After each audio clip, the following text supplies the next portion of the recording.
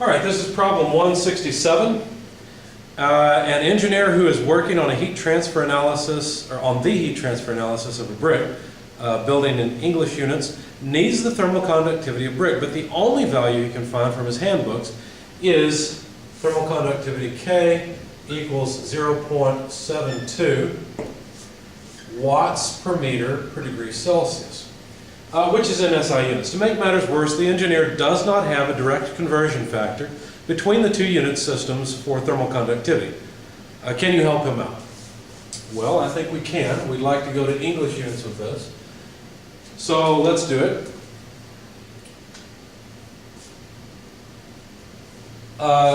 Remember that watts have units of, or our dimension of power.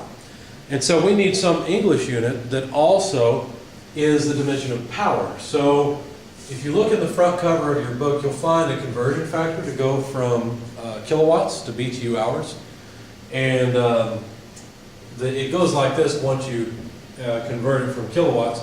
3.41214 BTUH per 1 watt. Now, I'm going to mention something at the end of the video, but BTUH means BTUs per hour. Okay, it's just understood when you write BTUH that it's the same thing as writing BTUs over hours.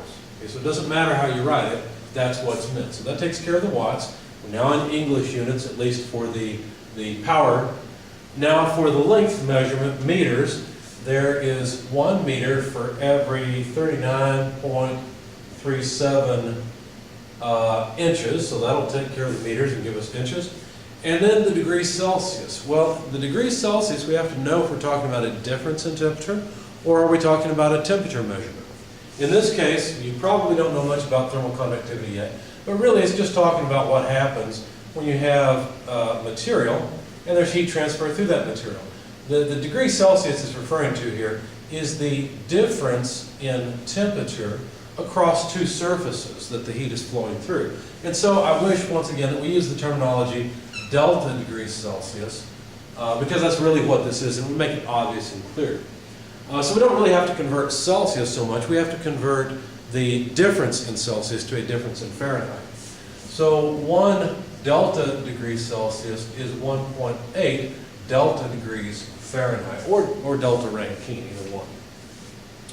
Plugging all of this into your calculator, what you'll find is that thermal conductivity comes out to about 0.035 BTUH per inch per degree Fahrenheit.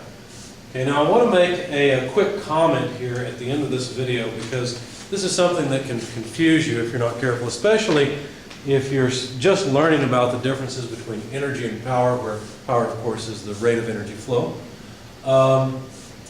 BTUH in English units, the dimension of power can be measured in BTUH, which is BTUs per hour. Something you're probably more familiar with in English units is horsepower. All these things measure power, or they are units of power. These two are exactly the same. Of course, a horsepower is a different size than a BTU per hour, but you can look at that up in your book. In SI units, power is measured in watts or kilowatts or such things as these. Kilojoules per second, which is a kilowatt, or joule per second, which is a watt. But energy